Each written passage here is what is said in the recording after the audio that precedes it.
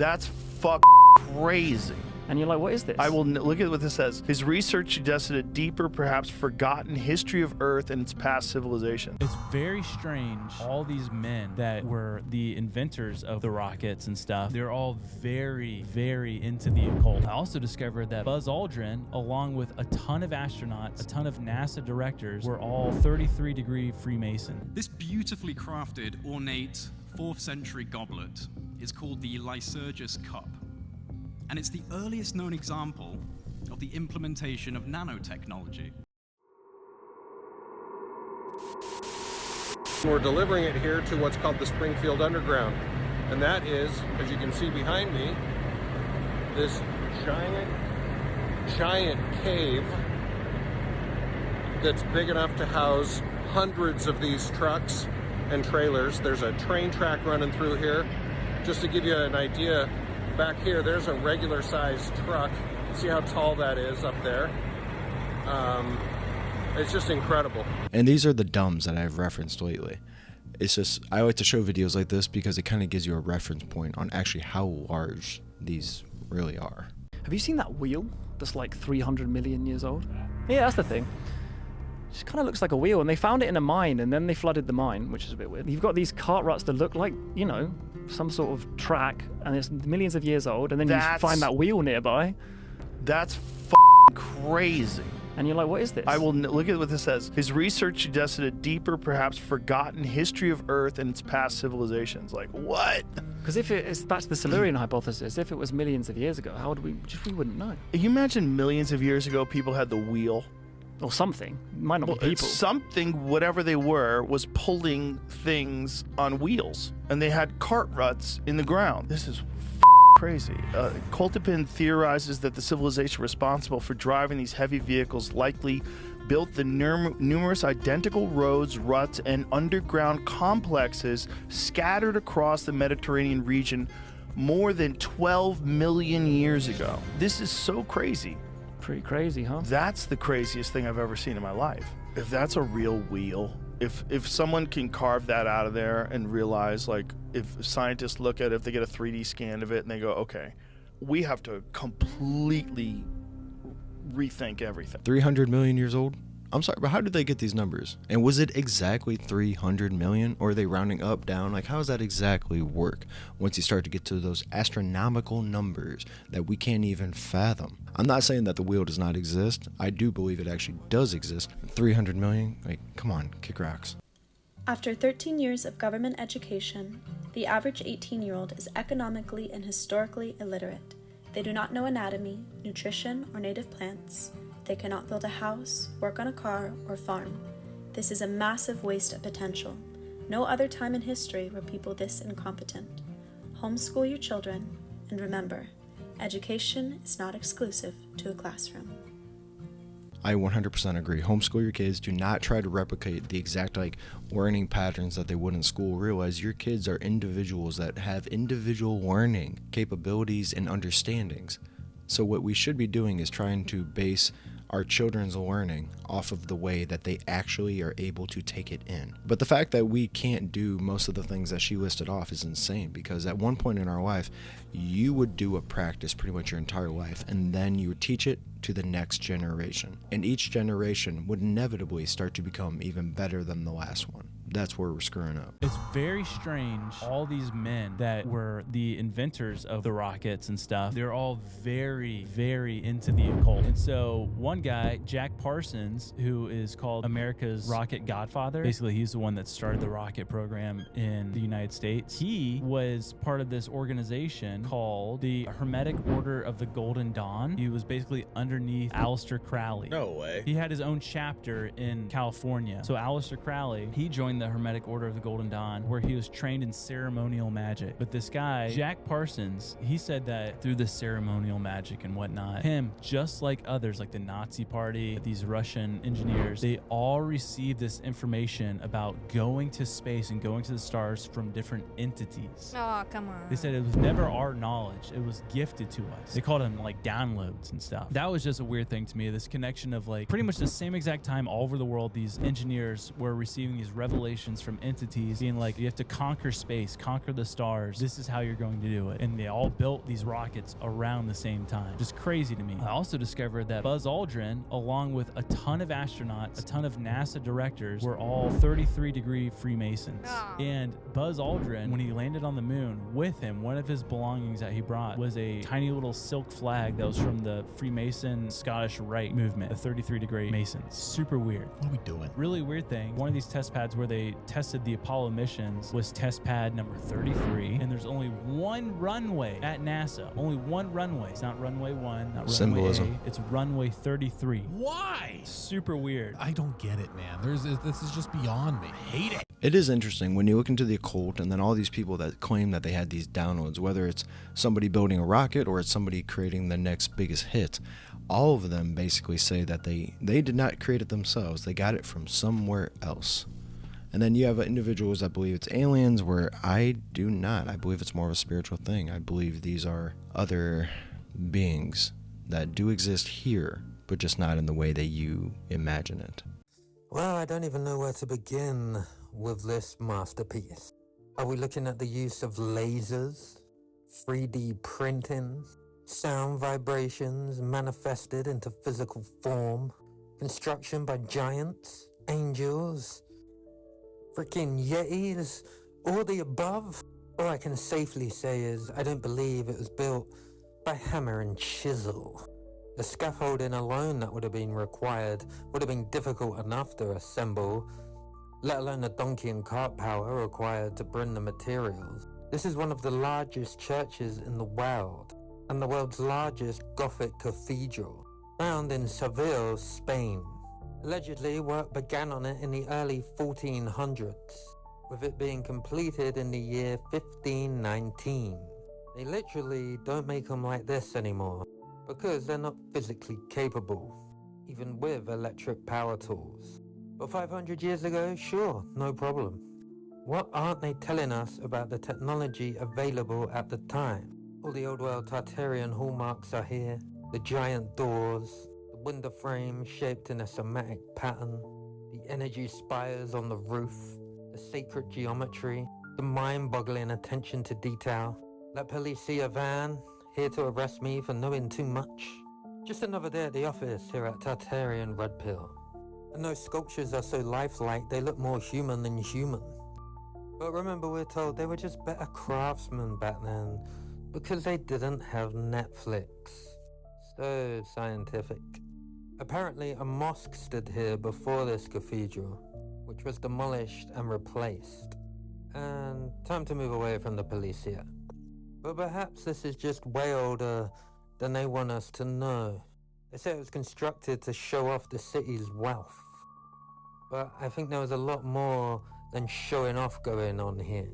I think it was built with a real purpose. For instance, this tower could have been receiving atmospheric energy and supplying the entire city with power, which would actually justify the time and effort put into constructing this thing. Oh, and look, here comes the horse and buggy. Congrats on building this thing, lads. A job well done. But if you do actually believe the official historical narrative, well, I'll have some of what you're smoking.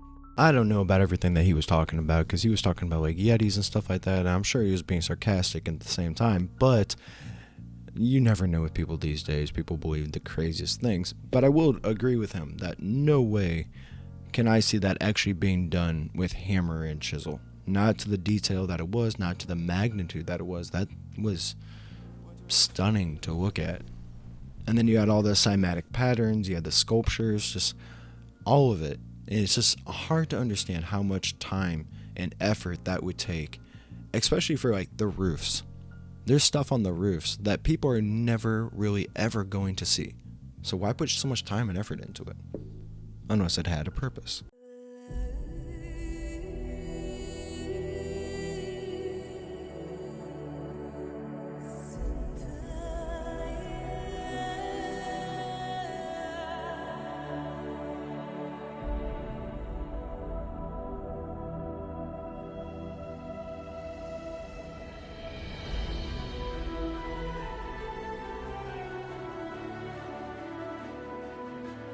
Just the amount of detail that went into that, I don't understand. If anybody has a reason for it, leave it in the comments. It's just, when I look at things like that, I don't honestly understand how that could be man-made without some form of technology or advanced types of tools. It just, I know that people are very artistic and creative, and they can do some amazing things. And as an artist myself, I get annoyed when people are like, no way did you actually do that. You obviously cheated, used AI or something like that. But when you see stuff like this, how do you explain it? And if you can, please leave it in the comments. And if you like this content, then I hope you give me a like and subscribe.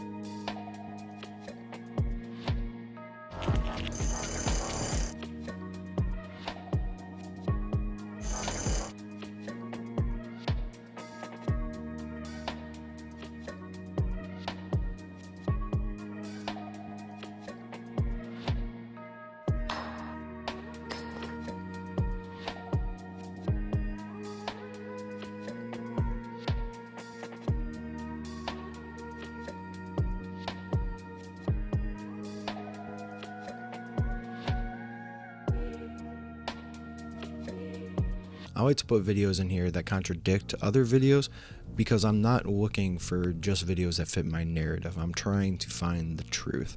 And in order to do that, you should go and find your theory and then try to debunk it. Because the more you can debunk your theory, then you know you're not just feeding your own ego, basically. You're not living in an echo chamber. I will say that the stone that he was using, I'm not sure what it was, but it was definitely not like granite, which is what you see a lot of these old structures that are built out of.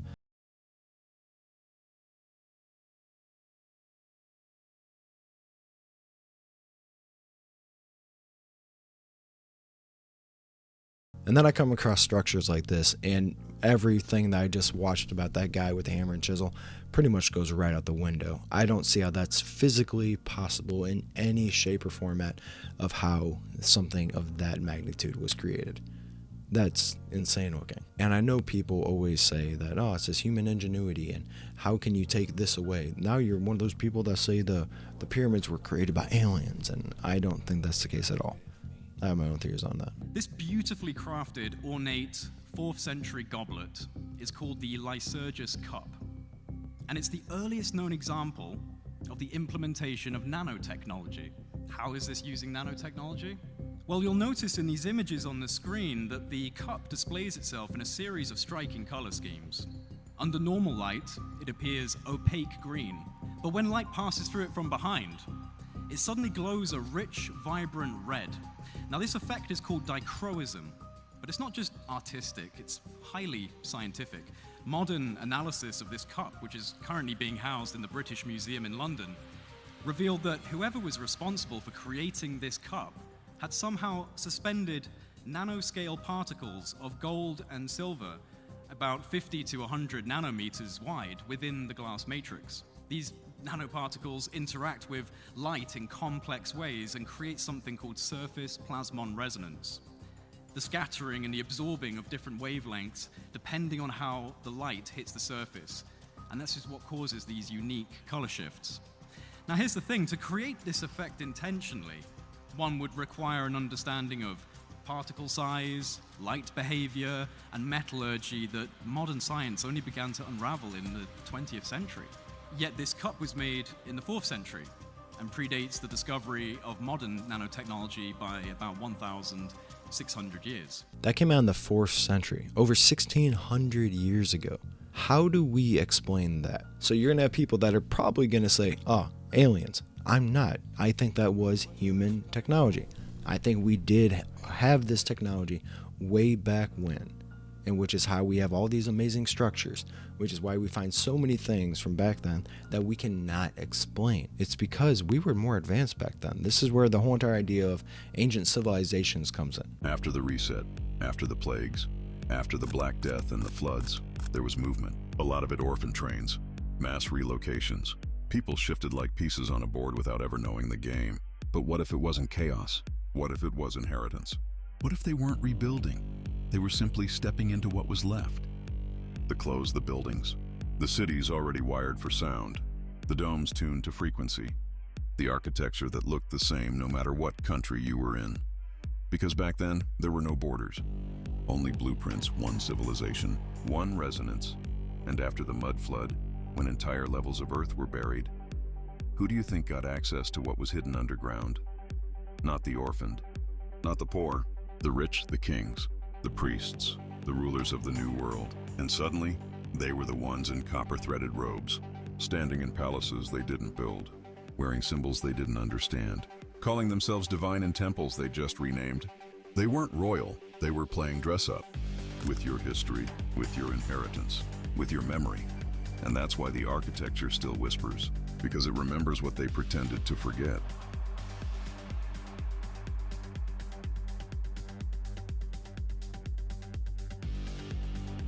This idea starts to make a lot more sense, especially when you look at videos such as the last ones that we were looking at. The structures, the cup, all of these things defy the narrative that we were told growing up. We were told that we were basically very primitive beings and this is the most advanced we have ever been. But that does not really seem to be the case. It seems like there was some type of ancient, I hate that word, civilization where people were much more advanced. Maybe not in the same way that we are now. Maybe they were just going in a different direction when they started creating things. But then you have the mud flood theory, you have the great flood theories, which both of those have substantial evidence to back both of them up. So it's so hard to believe that a lot of these things were left behind and only a small fraction of individuals survived, and those were the ones that laid claim to everything. I don't think it's that hard to believe. Why do we have school? Why are we in school? Why? Why are you here? What? Some place learn and teach. Exactly, right? Learn. What else? Yeah, to get the degree, okay? To get the degree, okay, to graduate. What else? Knowledge, yes. Yeah.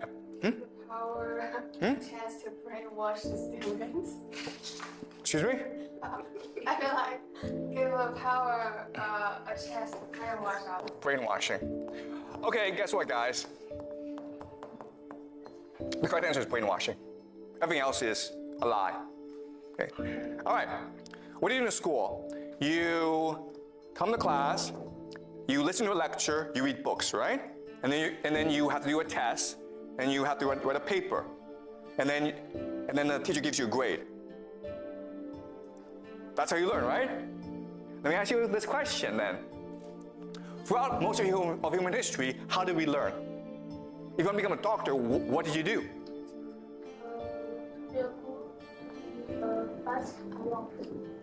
The answer is experience. Do it.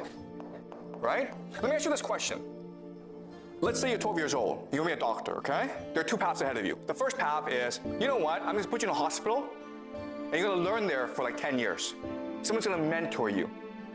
You're going to be that person's apprentice. Maybe the first year, all you do is like wash the floor. Okay? But you're going to observe the doctor. And then eventually the doctor's going in to tell you how to treat patients. Okay? That's the first system. Second system is you go to the best school in the world. Then you go to Harvard for undergraduate. Then you go to Harvard Medical School, the best medical school in the world. Okay? At age 30, who's a better doctor, number one or number two? First one. Obviously the first one, right? Because the second person, the person who went to Harvard and Harvard Medical School, did not ever work in a hospital. You understand? Now, let me ask you another question. In the first system, do you have to be really, really smart to be a good doctor? No. You don't, actually. Anyone can be a doctor in the first system. Anyone. We human beings are all born with the capacity to learn anything if you wanted to learn it, right? You want to be an engineer, you want to be a lawyer, if you want to be a doctor, if you want to be a scientist, you want to be anything, okay? Just go find a mentor who can teach you how to do so. And I guarantee you that you will learn how to do it well. And anyone can do this. But instead, we have a system in which we tell students, you're smart, you're stupid. Smart students go to good schools and good universities, and they get good jobs. Stupid students go wash dishes. Okay? And that was not true for most of human history. It's true today, but throughout most of human history, if you had to go learn something, all you had to do was go find a teacher. And that teacher would teach you, and then you would learn it. Right? That individual's name was Professor Ji Yang, and I believe that's how you pronounce it. I think it would be a good idea for us to have more educators in our school systems that teach in this way, that are teaching critical thinking skills. I've seen some of his videos that I don't necessarily agree with, but all of his videos that he puts out, agree with them or not, they're things that are made to make you think. And that is something that we are severely lacking in these days. Everybody is sedated, and nobody is really wondering why we feel this emptiness inside. It's because we're always glued to our devices. And am I enabling this? Am I helping this get any better? No, I'm not. I'm putting out content, but the type of content that I'm putting out, I do believe... Did he just smack the baby? Yes, he did just smack the baby. He smacked it good. And I would be literally over that man right now. From my perspective, the idea that you have two choices, either A, go and get that education, or B, go and actually get the experience, option B is always the better one. You will have a much more higher of a chance of getting an expert by somebody that's actually working in the field instead of somebody that is just studying books about the field. Now, does that mean the doctor who has gotten all of his studies done is going to be a worse doctor? No, it just means he has to play catch up, but he honestly might stand a better chance later on in life of being an even better doctor, but not by much, if anything at all. The one who has all the experience is the one who's really going to be making the biggest difference. And that's weird, because that throws the education system basically out the window. Thank you for coming along with me on my journey today. I hope that you enjoyed me as well as the videos that I've provided. If you like it, give it a like, share. I really do appreciate it. Thank you, and I'll see you on the next one.